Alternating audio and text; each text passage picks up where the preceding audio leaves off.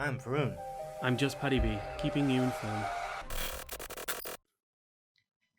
Today we have a special guest. Hi, I'm ZX Cunia. Loot boxes and microtransactions. Exactly what I think is wrong with the gaming right now. Too many games. I mean, you spend 60, 70 quid on a game, and then come to find out a month later when they have a new season pass, you got to pay for that, another 20, 30 quid for that. And then when you get into the game, they might have like skins, or they might have some sort of new weapon upgrade, something that's minor, cosmetic really in the game. Yeah. That now you've got to fork out 10, 15 quid over, however long period of time, or they even have little ones that are like 99p for some other. Well, my main problem with it is it's fine in a single player. It's fine in a multiplayer game.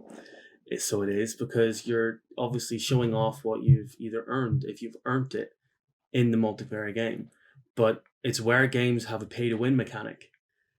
You basically can buy your own team, an Ultimate Team, and I just think it's too far. So what do you think? I agree. I think the pay to win mechanic is just not right because you could be very skillful at a game, any game, okay? And you come against a player that's not your skill, they're lower, but they have spent money on that game that allows them to do better in game. So when you come against that player, they have like higher level stuff or they have better things, and that just results in a loss. So it's quite a bad mechanic in my opinion, but if you look at like the cosmetic side, it's quite fun, quite cool. You get to show your friends. I mean, obviously, if you don't spend too much money on it, yeah. That's why I disagree. I don't think you should have to pay for cosmetics. I think that should be an achievement that you get during the game. So, I'm playing. It's got 25 levels in this game.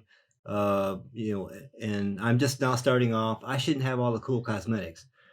Let's say I do the first 5 levels. I earn an achievement, whatever, in the game. Therefore, I get a new skin to put on, new backpack. This is a cosmetic, purely cosmetic. This is something that doesn't add anything mechanically to the game. It's just cosmetic. So look, I got a new backpack or whatever. But I don't think you should have to pay for that. I really don't. Okay, so just to basically bring up this point, where's your opinion on a battle pass? A game that's either being free or a game that's either being priced cheap now brings out a battle pass that allows you to unlock what you've just said, but you have to pay a fee for each season. I don't agree with that at all. But is that not a better way of doing it? A game, so because game becomes a service rather than just a one-off every year game. Now there was a game I played just recently that incorporated a seasons type deal where every couple of weeks they would put out new skins or new things you can have in your house that would cost not real money, but if you play the game long enough, you could earn the money to get those products. So I mean, there's the earn system that's built into this game. I'd rather it be like that than just having to pay outright. I agree with the cosmetics things.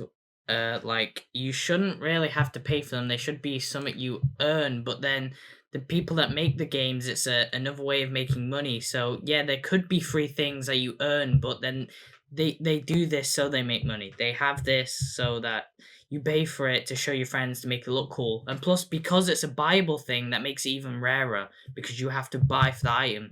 So then you can brag about that to your friends or mates, and yeah. I don't see how you can brag about buying something in a game.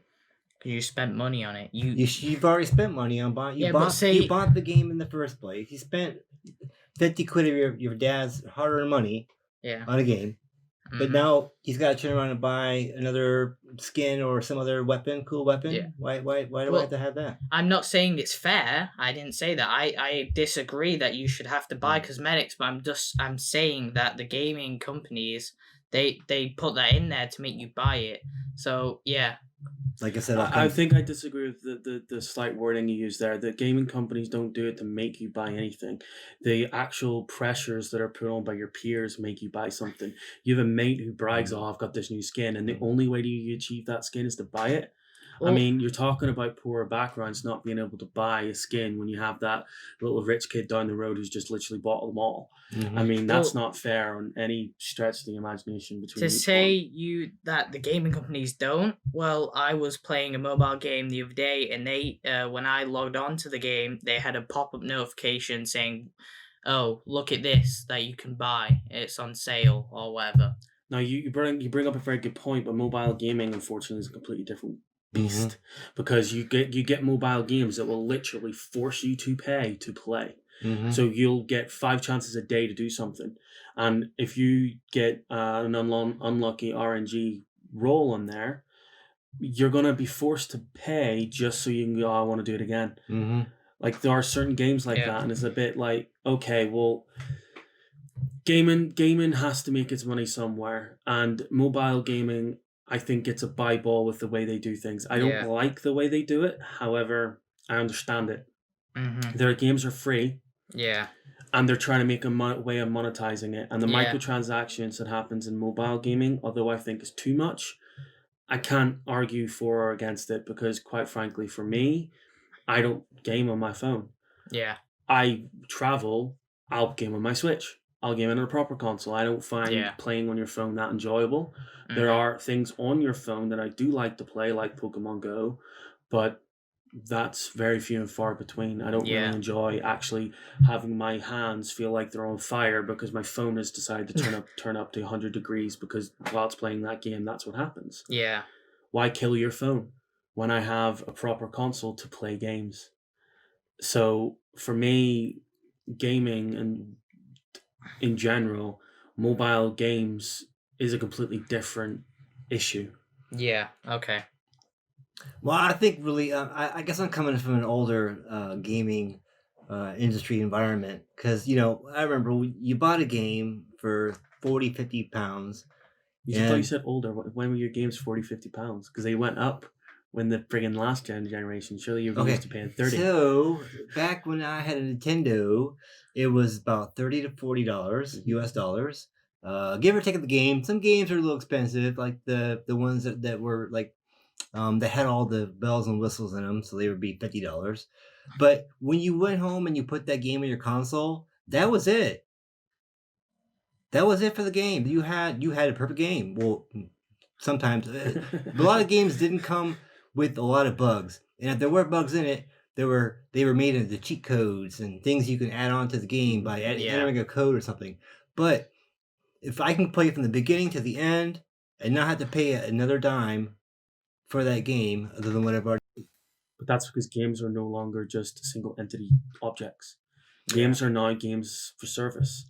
They make more money as a service than they do as an actual product. And I think that's kind of the heartache I have behind it is you can't buy a game nowadays and just buy the game. You've got to buy the game, then you got to buy the DLC pass, you got to buy the special skins, you got to buy this, you got to buy that and the other. That's why I'm very picky on what games I will get. I want one that's the full package. I want one that's the full. That's it. The cream of the crop. I got everything. It's all included. Yeah. When I get a game. But the only way you're going to get a game that you're going to play for longer than a year is if you get a game that's as a service. Yeah. Because if I play a 30, 40 hour role playing game, that's strictly role playing, like fantasy role playing game, where I have a guy who's on a quest. He's got to save a maiden. He's got to save the village, save the world.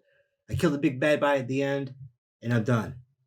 So that game right there, if that cost me 50 quid to play and it gave me 80 hours plus enjoyment, I'm happy. I don't need a season long epic battle for the world that goes across multiplayer, blah blah blah. I don't need all that. Something simple. Give me a game. But I agree with you. But how is a game developer that puts potentially billions into R&D for that game going to be able to make money enough to make the next big thing? Because you look at GTA, they put a hell of a lot of money into GTA 5. Yeah. And thankfully, they earned that back in literally a week because they got $1 billion in the first week when that first launched. And that was on the last generation of consoles, PlayStation 3 and Xbox 360. Then they made a further $1 billion on the next gens on PS4 and Xbox One. They then made $1 billion again because of all of the microtransactions that they added with the shark cards for GTA Online. Now, they made a hell of a lot of money. But GTA as an entity, you bought it, you could play it for 80 hours, you could play it for 200 hours before putting any microtransaction payments in. They didn't force anyone to buy shark cards. They just put it on as a, those lazy people who don't want to play? Well, here's 15 million for 30 quid. Get a bump up. I mean, the newest game that's coming out that I'm looking forward to, Baldur's Gate 3, I have certain expectations for that. But you're not going to get it because it's coming out as an early access game. I know, and that's the part that I'm already a little sad for it, because here's what I want in that game. I want a story from beginning to end. I go on some grand epic adventure, and that's it. So I shouldn't have to go into a dungeon and there's a treasure box over there, but I can only open that treasure box if I pay 99p. I don't want that. I mean, it's not going to be like that. Yeah. Not with the way Baldur's Gate 3 is being built up. However, what you're going to get for an early access game is, one, it's going to be cheaper because it's in the early access program. Because as I said in the last video about this whole 30% thing that these companies take off developers for the game to be on their platforms, if you're in the early access program, it's considerably less. But your game's cheaper and it allows you to earn money while you're still developing it. I'm actually quite for the early access program, but there are games that take the piss with it, because there's games that are still in early access that have been there for 10 years. Space Engineers took 6 years to come out of the early access program, which was ridiculous. It could have been out of it 3 years ago, but they just chose to keep it in there. Yeah, but I'm not even arguing that point. Even if it's early access, if I pay the 60 quid, whatever it is for that game, I don't expect to have to pay any more. No, but you're going to be paying maybe 25 quid for it, but when it goes full game, it'll be 40 quid. I'm not arguing that point. I'm just saying that if the game is priced the way it is, it's fine, but I don't want to have to pay any microtransactions in the game later on. So if I am early access and I get it for 25 quid, yeah. Yippee for me. But what if your microtransactions led to getting Baldur's Gate 4, which would make the game better? Absolutely not. But that's what the gaming companies use as a reason for why they put microtransactions in the game. Just FYI, I don't agree with that excuse, but that's their excuse. But that's ridiculous. I don't no. If I wouldn't want Baldur's Gate 4 if that meant that when I play Baldur's Gate 3, I have to endure microtransactions while I play it. That's nonsense. I'm not doing it. Well, that's I'll pay the full price of the game. No complaints there. I'll pay that. Maybe if it's 60 quid. Fine. I've been waiting for this game for over 10 years. I'll pay the 60 quid because I know hard work went into it. I'll pay the actual money. Even though I finally get a digital copy of it, I don't get a cool thing to display on my wall. That's fine. Yeah. But I don't want to have to pay anything other than that. They put microtransactions into a single player game, which is dumb, by the way, Avengers. And made it that people didn't want to play it, because what's the point of putting microtransactions into a single player game? Okay, I There's didn't. no need. Well, even if I didn't understand Baldur's his Gate's point. going to be Now I multiplayer as understand. well, but multiplayer in the fact that you guys can join That's each other. co-op. Yeah, it's co-op. It's completely different. It's co-op. not. So it's like, no. They're not going to put. I don't foresee them putting microtransactions in that game. It was just obviously an example. This is the real issue. No one's coming out with an original thought. Everything's a third. Everything's a fourth. Everything's a remaster or a remake. Nothing is being made that's brand new. And when it is being made brand new, it's being released in a way that us as gamers are going, oh no, it's an awful game. Sea of Thieves is a fantastic game. There's nothing to do in it, but it's beautiful. Yeah. But it's being completely swept aside because people just go, there's nothing to do in it. But they have built it and built it and built it. Now there is something to do in it, and people just won't play it. But there's also the thing where certain games that were made years ago, back when I was a lot younger, by the way, the story actually needed a part 3, like Baldur's Gate, for instance. Baldur's Gate 1, Baldur's Gate 2 were done by BioWare, whereas the enhanced edition was not. It was done by some modders and stuff, and they collaborated, and then they made an enhanced edition. Yeah. And then they gave us another story, Dragon Spear, to go along with that. So it kind of it took 1, 2, 2.5, and kind of all wrapped it up together in one gigantic story. And the reason why this packaged the way it is is the fact that when it first came out, it wasn't a package. It was just one. You got one. That was all you got. Yeah. And then when 2 came out several years later, it was just 2. There was no 1 and 2. But Yeah. now, because of the nostalgia of the genre, because the genre no longer exists, by the way, it's kind of conglomerated into. Yeah. Find me an RPG fantasy game that's like Baldur's Gate nowadays. Divinity Original Sin. Okay, ha ha ha. I mean, you did ask, and Larian Studios is doing Baldur's Gate 3. Yes, Do you not really think I'd mention it? Oh, okay. Well, yeah. True. But Dragon Age. look how long it took to get to that point. I mean, there's not a whole lot of games in between that gap. Between when Divinity Sin came out and Pillars of Eternity and Original Sin 2 is not that old. That's a minute. The gap in time from when Baldur's Gate 2 concluded, that kind of genre of game, and when it started up again, there's a big gap in there. Yeah. No, this is what I'm saying. BioWare got bought. And as soon as BioWare got bought, the main company, EA, kind of decided to ruin them, EA. Well, I can't do anything about that. But no, I'm exactly, glad Larian's going back to Baldur's Gate 3. I'm glad they went to Wizards of the Coast and said, hey, can we do this? And they're like, sure, but keep true to the genre. Mm-hmm. They said that. Keep true to it. And that's why I don't have a problem with that kind of game coming out nowadays. Then I'm okay with it. Yeah. I think, though, the whole idea behind these remasters and remake, although I'm all for them on the face of it, like I'm all for them remaking and remastering Pokemon. I'm all for them, but I don't see why they have to remaster them when they could have just put an emulator on there and on the actual console they had and let you play all of the old ones. I don't know. They could have just done that instead of doing what they did. Yeah. But the fact of the matter is that every year we get a FIFA. Every year we get a Call of Duty. Every year we get a GTA. The same. We do not get GTA every year. I would love to have a GTA every year. I'd love to have a GTA where they actually added to the main single player story rather than the GTA Online. Yeah. Which is what we were supposed to get with GTA 5, but we didn't. Because they went, GTA Online is making us money, so we're not going to do anything for the single player. Yeah. Well, why would they? They're making tons of money. Yeah, but that's fine. Is there any difference in the storyline? Absolutely. Yeah, new characters, new everything. In GTA 4, you were Russian. In GTA 5, you were 3 different types of Americans. Yeah. You were a black guy, a hillbilly guy, and just a guy who was trying to be rich.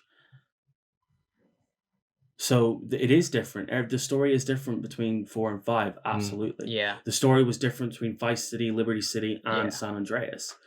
So it is different between each GTA. So I wouldn't brandish them with that brush, but I would Call of Duty. I would FIFA. Now, don't get me wrong. They redid Modern Warfare, and it's a fantastic game. Yeah. But the story mode is only 4 hours long. Yeah. The rest of it's multiplayer based. Yeah. And for me, I don't like the multiplayer. That just pisses me off. Yeah. I mean, I'm different. I do like the multiplayer. I mean, especially I do like the zombies modes, but that is not featured in Modern Warfare. So, no, it's more to do with Black Ops and that. So yeah, and like you say that you do like the multiplayer side of things in Call of Duty, but my problem is, what's the difference between the multiplayer of Call of Duty this year to the multiplayer of Call of Duty from 6 years ago? Yeah, I think I've actually, when I was in the military, I literally could go down to the shop every year. Oh, look, a new Call of Duty. What's different in it? Oh, I don't know. Mm-hmm. My mates would be like, oh, yeah, look, it's a new game. I'm like, oh, cool. What did they add to it? Some multiplayer aspects of it. But they charged them the same price as they charged them the first time, which was $60 US. But I mean, the reason why I buy some of them, they're getting you no real new content. No, but the reason why I buy some of the remakes or ones that are similar is because of the nostalgia trip, the nostalgia. And yeah, I agree that they don't add much to each game, but you'll buy it because eventually the old Call of Duties, they'll stop being played. And like, if you go back to Black Ops 2 nowadays, it's full of hackers. And I kind of agree that Call of Duties, they don't really change, but people buy them because the old Call of Duties either get hacked lobbies or the game, they just don't work on it anymore, obviously, because they're bringing out the new ones. So I agree with that. Yeah, you pay the same price every year and not much changes, but I mean, still people buy it. I mean, I still buy them. I mean, purely for nostalgia sometimes, or just because I want to play with my friends, or I want to see what's different, or the new guns in it, or different things. Because, like, Modern Warfare, because each year Call of Duty brings out a new Call of Duty, obviously, but they'll be made by different developers. So it was Sledgehammer, Treyarch, and Infinity Ward who made the Modern Warfare. So I think before Call of Duty Modern Warfare came out, it was Black Ops 4. And them two games are really different because Modern Warfare is very different to Black Ops. They both have two different stories. But is the multiplayer different? Not really. I mean, yeah, the multiplayer isn't different. I mean, the jump and slide, yeah. But yeah, apart from that, or sometimes it'll be boots and ground, or sometimes they'll have the Black Ops 3 had a like jetpack kind of jump boost, and Advanced Warfare had like a full jetpack thing. Well, I mean, at the end of the day, I'm still the grumpy old man who says, you're telling me that for a jump and slide, changing the button configurations to do different things is worth a whole new 60 quid purchase? It's not changing the buttons. It's just adding new abilities. I mean, yeah, it probably doesn't I mean, change it too much. I'm not a programmer, but I can imagine that the coding for that wouldn't take that much effort. Oh no, Yeah, I but then- guarantee they're using the same coding Yeah. from 15 years ago to do the actual AI. They'll change it and tweak it based on the vectors of the graphics, but apart Yeah. from that, anything that changes year on year is going to be graphical, not AI. So the actual programming would be very minimal. Yeah. So To me, it doesn't sound like it's worth the cost. Let me ask you this question, and I go back to games as a service. What's your opinion of games going as a service? Give me an example. Call of Duty goes as a service. You pay a monthly subscription fee. Mhm. The game gets upgrades Yeah. based on whatever story they want Depends to the add cost. or the Depends on the multiplayer. cost. No, Depends no, on the cost. I don't know what the cost would be, but just base Well, it on the idea. to answer your question, for me, it would be based on the cost. Well, I mean, well, if the service is going to cost me, Just pause a sec. You're never going to buy the game. It's not for you. I'm asking from a point of view of the thing. if I didn't have to buy Ethan's games Mhm. repeatedly throughout the year, then I would rather do a service. I'm trying to say yes to your question, but I want to know the cost. So what's the service? Game Pass. Oh, So okay. if I could do the Game Pass type deal for Call of Duty series, whatever, Yeah, and it was a reasonable cost, I would do it.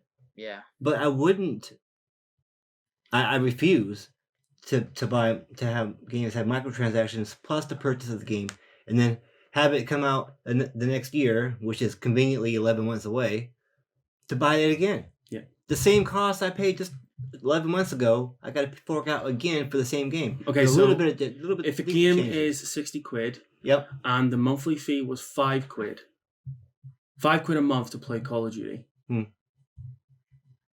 Well, quick maths. That's 60 quid. That's the reason why I picked 5 quid. Yeah. So, what? 5 times 10? It would be the exact same price. You'd be Mm. paying the same amount, but it's 5 quid a month. And if he's misbehaving, you can disable it for a month. Oh, let's do it. Do you see what? Yeah, let's do it. Yeah. World of Warcraft is a perfect example of that. You can play up to Wow. level 20 for free, but then you have to pay, what, £9 a month? Depends on which currency you're using. Yes. We're in UK right now, Yeah. so we're using British pounds. Yeah. So it's about nine-ish pound a month to play World of Warcraft. That is a pure game for service. Yeah. But you have to buy the new expansion that comes out every couple of years. Yeah.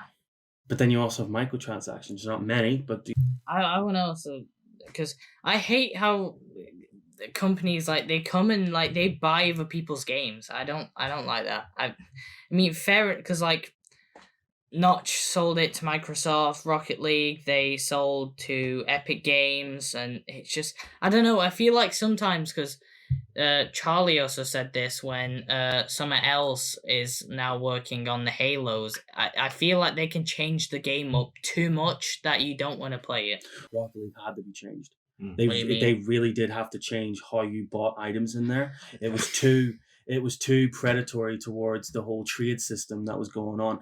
Like You what didn't it have allowed, to trade though. But Yeah. what it allowed people to do was to have a website. You go to that website and you buy an item directly from that website.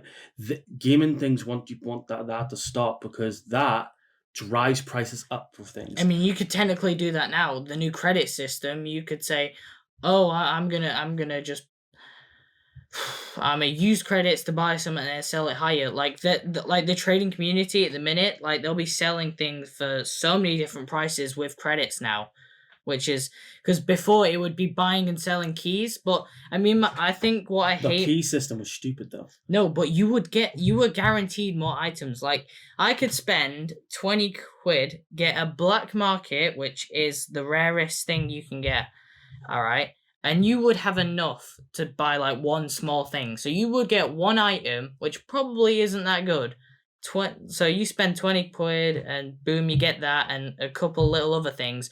Where before you could get about 20 quid. I can't remember how much keys cost, but you would get like over 5 items from 20 quid. Where with this, you're getting 1 and some extra. I mean, yeah, you're guaranteed a rarity, but then out of 5 crates, and I think it was a little bit more, you're at least going to get some good things. And if you don't like what you got, you just trade it. Yeah, Trade but it away. you do know why they changed it. Because if Rocket League had to continue with the system that they were doing with, they would not be able to put that game in Belgium. They would not be able to put that game in Australia. Why? Because in Australia and Belgium, they have created laws around crates and loot boxes. The new system doesn't base it on a crate or why loot have box. they done this? To protect the consumer. Because the consumer is getting ripped off by unfair percentiles. Yeah. Where I think it you're comes getting to ripped loot off now, items. getting less things. But you know what you're getting. Especially no, but especially when you could say that about FIFA packs though. You could say the same thing about FIFA packs. FIFA isn't a No, law of itself. because that's a pack. surprise mechanic.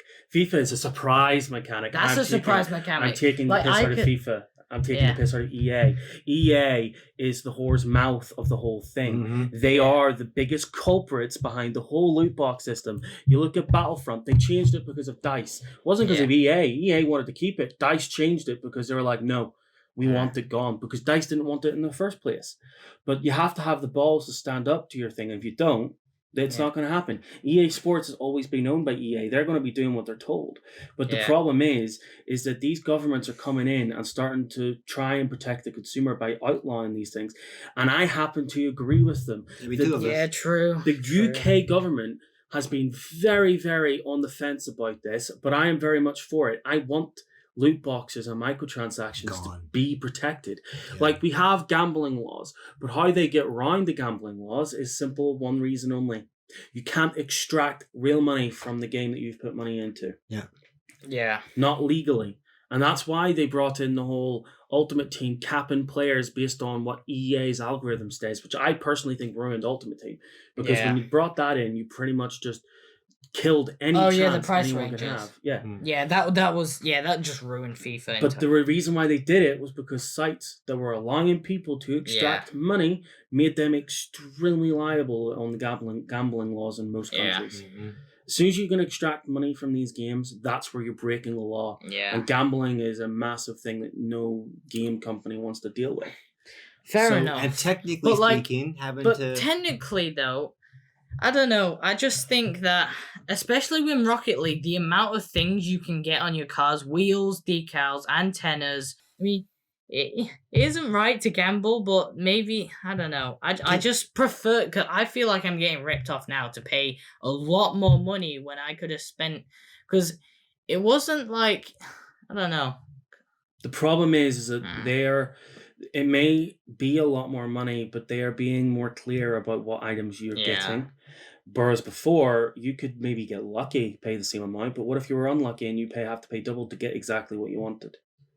Unacceptable. That's the problem. That's why they had trading, though, to get rid of the stuff you didn't want from the crates to then be able. But then you have abusable systems where people would trade for real world money, and you would still be done under the gambling thing. You can't do it. Yeah. Because a game has to make sure that its in-game trading system is not being used for real-world money. Now, I know for a fact that if my mate is watching this, he's going to look at me right now and laugh because he knows for a fact that I've done it. I've paid for items that I shouldn't have paid for, knowing that it broke the terms of use from the game I was using. Yeah. But the reason why I did it was pure and simply because the game was stagnating and there was nothing to do in it. The grind was just too much. Yeah. You have to look at it from their perspective. As soon as someone's able to get any monetary value out of the game, you got Yeah. to be very careful with the laws that you have around gambling. Yeah. Yep. I mean, I can tell you, or another example is when I went home for a holiday to see my son. I was watching him play his game, and he's trading with his mates, and all of a sudden he gets another trade, and he needs $10 for some reason now. I'm like, what do you need money for? You're just trading stuff in game, right? He goes, yeah, Dad, but it costs $10. I'm like, what? What? Yeah. You shouldn't. Yeah. Well, those are some folks, and a lot of folks really.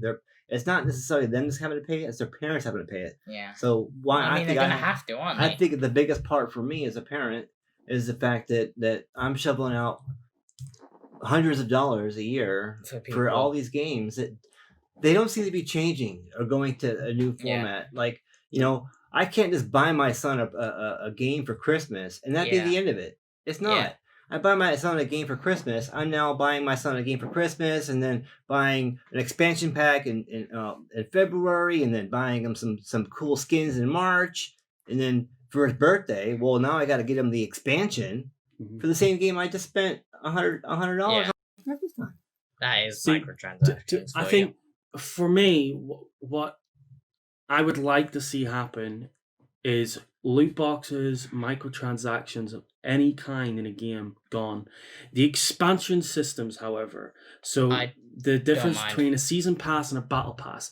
Season passes that allow you to pay 20 quid extra, and every DLC that comes out for that game, you get. However, I want a proper roadmap. I'm sick of these games saying they're going to release 5 DLCs, but you have no idea what they're about. Yeah. And they magically only release 3 before their next game. And they're like, oh, we kind of forgot about them. Okay, well, why did I just pay 20 quid for a broken promise? Yeah. That's where I feel like they need to be held accountable for the way they do things. Like, you look at No Man's Sky, and I would like to just say before I make this point that they have done a fantastic job. They basically ignored everyone, and low-key just gave us everything that they promised. But they released a game with hardly anything that they promised, like at all. We were supposed to get a proper multiplayer world. We didn't get it, but we do now. Now, they didn't charge extra, but my question is, if it wasn't for the backlash that they got, would they? Yeah. Would they have charged extra? Yeah. That's my question. Yeah. And they broke the rules of consumer law in the UK because they promised a product that we didn't get. That's just straight up fact. So for me, I would like to see those aspects gone. Microtransactions, all of these lying that the marketing teams do for these games. Just tell us what the game is. Tell us straight up what DLCs we're going to get in the future. Yeah. And I'd pay for it. I mean, the whole idea of games going up to maybe 70, 80 quid for the next gen really concerns me. I'm like, if we're getting rid of season passes, I'm all for it. Yeah. But if we're not, and we're still going to have the extra cost, and games are going to cost for the full thing 100 to 120 quid, no. Sorry. Just to, like, I use this as an example. We have Marvel Avengers coming out in a couple of weeks. And I played the beta. I actually loved it. Iron Man wasn't so fun to play, but the other characters really were. Then I found out about this ludicrous Battle Pass system. Now, on the face of it, I'd love to have the Battle Pass system, but charging me for each individual character is a massive naughty no-no. I'm not paying 50, 60 quid for a game and then having to pay a further maybe 5 or 10 quid per character for the Battle Pass of them. Now, I know that Battle Pass you don't have to pay for yearly. It won't change. But no, if you're going to do it, make it more clear than what you have done. It could be that it's part of the deluxe edition, which is 80, 90 quid. That's fine if you're explicitly telling me that that's what I'm getting in that package. Because that, for me, makes a game that might have only been 40, 50 hours long, double if not triple that time, because it has daily and weekly rewards for me to unlock. Yeah. And it's better than having a microtransaction system. Yeah. But you haven't been upfront nor honest about it. And that's where I'd like to see the game industry kind of go towards the whole release a game, and if you're going to do DLCs or anything extra, release them as packages instead of this whole individual thing and making it really expensive at the end of it. Yeah, because a YouTuber actually had a sponsor with this game, and I saw the game, and then he mentioned that you don't have to buy DLC stuff or like stuff that you get seasonal rewards where you earn for it. And I don't think there is any microtransactions in the game. The game looks really fun. It's a first-person shooter that I'd probably play, and I like the idea of earning stuff though, which is kind of why I agree. I would like to see microtransactions gone because I haven't really played many games where microtransactions have disappeared, and that's because of kind of my generation, because the games I've been playing it like that I have now, all pretty much all of them have microtransactions or loot crates or anything you have to pay for, which is why I would like to see a game without it to see if I could still have fun without being mithered about buying stuff. So yeah, I agree with that. I don't know. Am I the only one in the room that doesn't like the idea of paying 90 to 100 pounds for a game? Okay, if you agree with me about this not paying 90 quid for a game, put it in the comments below, please. Let me know. See, the thing is that you're right. You're paying 60 quid for a full game. Why should I be waiting for these DLCs? Yeah. However, there are certain instances where DLCs are warranted. It just depends on the game. GTA 5, DLCs are warranted. However, I wouldn't expect to pay for them because of how much money they made. So their whole excuse of, well, we need money to do it. No, you made enough. Whereas Dragon Ball Kakarot does need DLC. We need Dragon Ball Super added to that. Yeah. I would expect to pay for that. However, I have bought the season pass for it. But So that full game cost me 60 quid because the original game was 40 quid and then 20 quid for the season pass. I'm happy paying 60 quid if that's the case. But I'm not happy. This is why I said it the way I did. I'm not happy paying 100 quid. I was just using an example of Microsoft Flight Simulator that's decided to not only release microtransactions into their thing, but also give 3-tier price lists. You have 55 quid for the base game, 80 quid for the deluxe edition, and then 105 quid for the ultimate edition. But you still have to buy microtransactions in that game if you want other planes. Are you kidding me? Yeah. I mean, yeah, if you're going to spend over 100 pounds for a video game, give me everything in the video game. Yeah. You expect that's why I'm But in talking. Flight Simulator, they don't. You have to buy other things. That's ludicrous. That is unacceptable. It depends on the value though, because like this is quite. I mean, it can sort of work because Black Ops they did a collector's edition where you got like I think it may have been a mini fridge, but it was something from the game. It was a cool little thing. Hang on. You're going off on a tangent that's a bit unfair because you're getting a collectible that could be worth more something. Yeah, but in the future. Ray didn't specify. He But just Ray said did. he doesn't want to pay 100. No, I he did said. specify. Yes, I did. Because he's got 2 collector's editions in there, right? He got a Phantom Thieves mask for Persona 5 Royal. Yeah. Now, that He just mask, said he didn't want to pay 100 quid for a game. but he didn't pay 100 quid for a game. He paid maybe 50 quid for the game and then 50 quid for the collectible mask. That's going to be worth more money in the years to come. Yeah. And it's a collectible. Yeah. So you're using an example that's not really fair. Yeah, Okay. I'm talking about a game straight up. Digital. A digital Yes, game, yes, mind you, yes. not an actual game I have on my shelf. Well, over then there. how about digital things you can get in? So, like, I think for some of the for the Nathan Drake or whatever, you got like a digital soundtrack. Yeah, that isn't that cool, but say you got cool digital stuff. So say like digital background for like when you get on the console and stuff. Like, is that fair or is No. that not? But this is the problem with Yeah, the but you get that generations. with the game. No, hold I on, mean, this that is- isn't in the digital. game. But I could Google a game and download a picture and put it make my you can't do my that on wallpaper. PlayStation though. See, this is interesting. You thing can't here. do that on consoles though. Hang on. This is a generational thing because his generation won't tolerate anything digital because he's like, there's no value. Can't hold the object.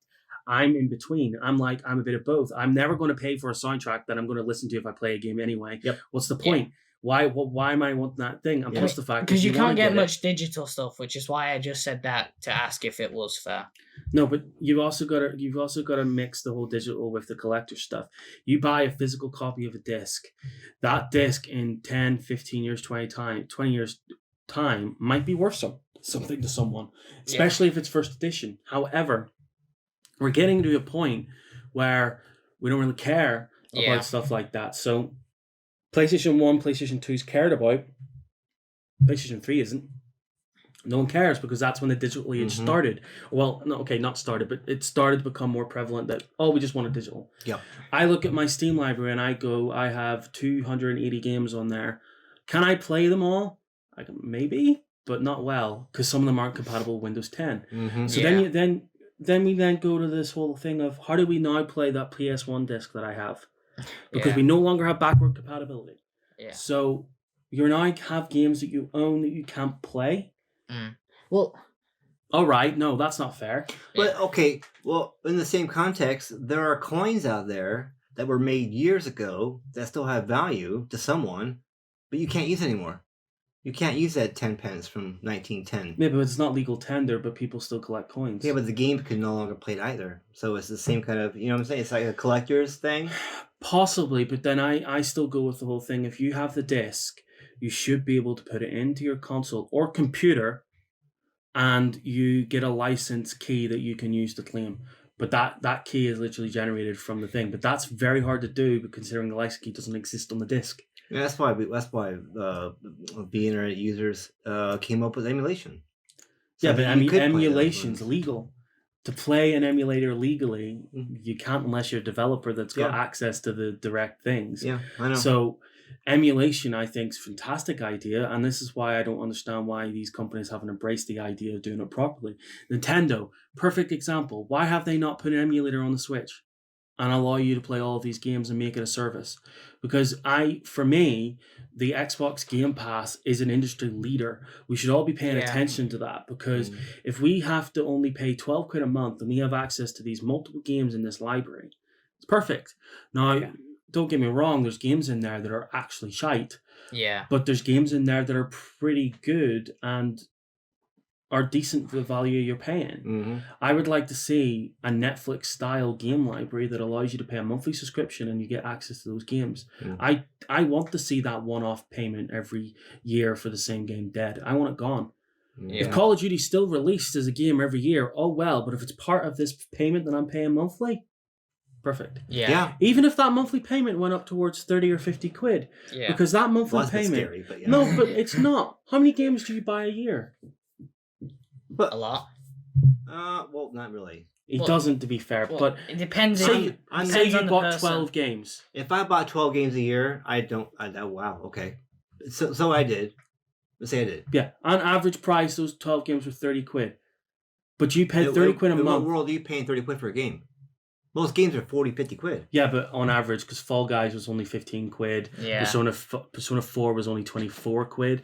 So I'm averaging it out for Alright, you. average it out. That's why I just said Alright, you. Alright. So 30 quid on average a month for each one of those games you just bought. If you had to pay that, but you got more games in this one little area where you just download the game, play it, thing, and as you're still paying for the subscription, you can play I don't those know. games as well. I don't know, but I think the issue I'm having is with that service in particular.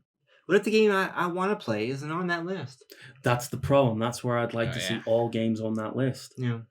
I would love to see it, but Yeah, it's but you're not. going to have problems with that, though, because Yeah. each company,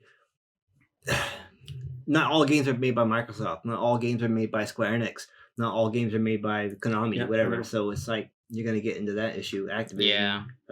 So they want a Atlas. cut of their pie. Yeah. But that's where you have 2K Sports as a prime example, because they had decided to not only add microtransactions to their game, they added adverts.